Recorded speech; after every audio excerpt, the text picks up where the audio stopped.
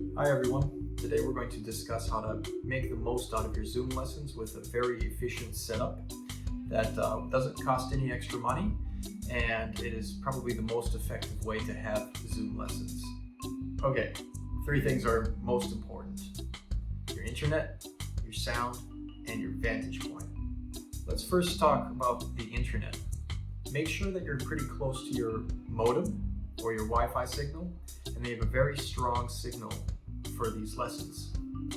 If for some reason your Wi-Fi is not strong enough, if everybody in your family is using the Wi-Fi, what you may want to do is switch over to your data on your phone. I've been having more luck with using my phone versus using the computer, so keep that in mind too. You might want to try a different device. All right, the next really important point is sound. How we're best going to get decent sound. So I'm going to demonstrate on a phone and on a computer on how to use your Zoom settings to make it sound best for percussion lessons. Let's take a look at changing the sound settings on our phone or an iPad. So first thing I'm going to do is open up Zoom. And then before we join our meeting, we're going to go to settings in the far lower right corner, and then click on meetings, and then make sure this is where it says use original audio. We want it on. Right now it's on. This is off. So we got to make sure that that's on. All right. Now we can join our meeting. Let's just join a meeting, a random meeting that I had booked. So let's do this 8:21.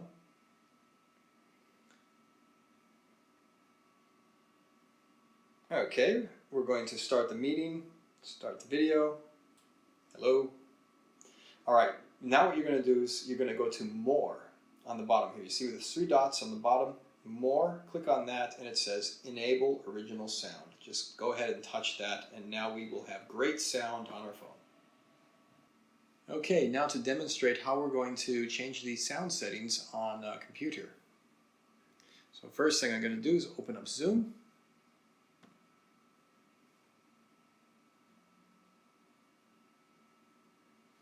Okay, now I'm going to go up to zoom.us up here, and I'm going to go to Preferences. Now down here, it says Show in Meeting option to enable original sound. That we want to make sure that's clicked, and that's checked. Yeah. And another thing too is, I don't know if this makes much of a difference, but it has in the past. I turned the suppressed background noise onto low. Like that. All right, now to get back, and we're going to join the meeting. Let's see what kind of meeting. See my schedule. What did I have today? I'll just start a new meeting. Why not?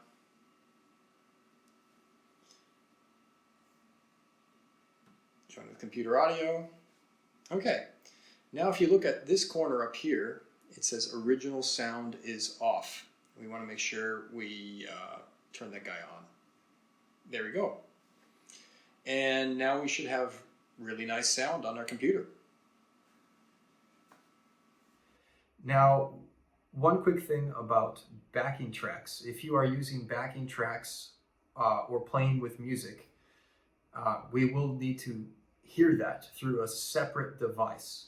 Okay? For example, I'm currently using my phone for Zoom, but I'm using my iPad through a speaker to play my backing tracks. Okay? So we will want to make sure we have a nice blend of the drums and the backing track to so we can hear each other well. If you are playing on electronic drums, you may have this option available to you. You can plug in to your module. I'll show you. I'll just aim down. There's my module here. There's a little area called little plugin called Mix In. So all I've done here is I've taken this cable goes to my iPad, and I plug it into the Mix In. Now I've got control here with my Mix In knob on how much that backing track can play through my speaker. So I can actually use the same speaker for my electronic drums for the music and the drum sounds. One quick thing about using acoustic drums, sometimes they're just really loud. So you will probably want to muffle them using maybe some towels. You put some towels over each drum. Look, it's not ideal, and you can sure take them off when you're practicing by yourself.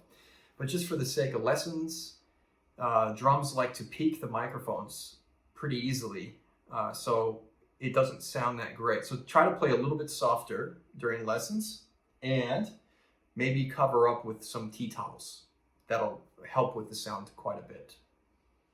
You may have also noticed that I'm wearing wireless earbuds during our Zoom lessons. And the reason for that is it sounds so much better, and I will be giving pretty good sound back to you guys. And if you're trying to listen to it on a computer speaker, it's just not going to be as good or as enjoyable. So please try to find some either wireless earbuds if you're a distance away, or you can just use your normal wired earbuds. And if it's too far away, you should pick up one of these cords. If I can find it. One of these guys.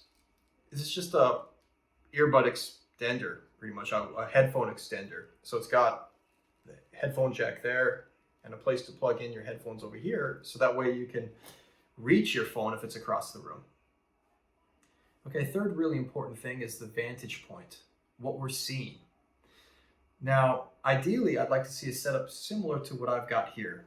Now, I know not everybody has the most amount of space in their room, but try to get something similar to this. Now, I just set up so you can see my kit here.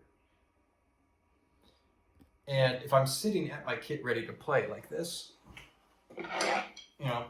I should be able to see most of your kit. Now, I won't be able to see the bass drum pedal. That's okay, but I still want to be able to hear it. All right. If you're just playing a practice pad, make sure you set the practice pad up front on, like this. So I can see your hands while you're playing, and I can see the pad right here. So we can work on our skills that way. All right, if you're playing a marimba or other percussion instruments, just make sure I've got a nice vantage point of all of them.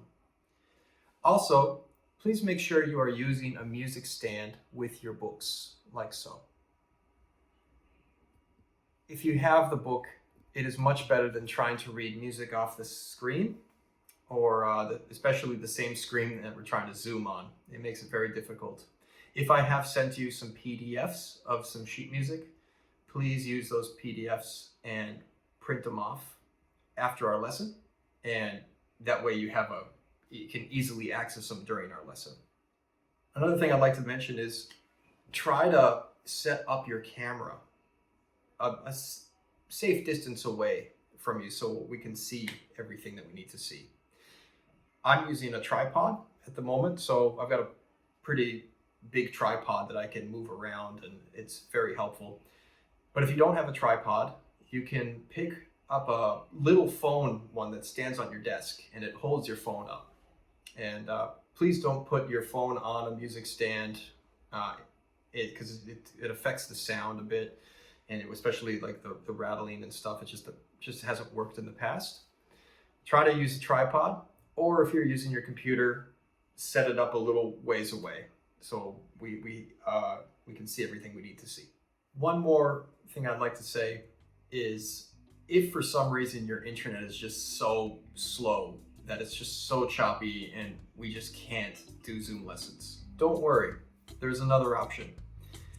You can make me a video of yourself, record me a video of you playing your pass-offs or whatever exercises that I've assigned you. If it's your first lesson, I'll make you the first video.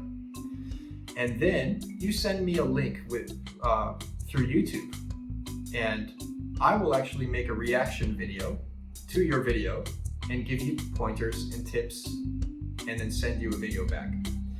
So please just send me approximately 15 minutes of video if you're doing 25 minutes of lessons, and that way I can take the time and make a response video. So So there is hope, even if your internet is so slow and you think that you cannot get these lessons. You still can, and the reaction videos are a lot of fun, and we've had a lot of success with those. Well, that's it. Hope this video was helpful for you in achieving better quality Zoom lessons. I think that Zoom lessons have the ability to be just as good as real lessons in person if we have the right setup. Best wishes to you all, and see you soon.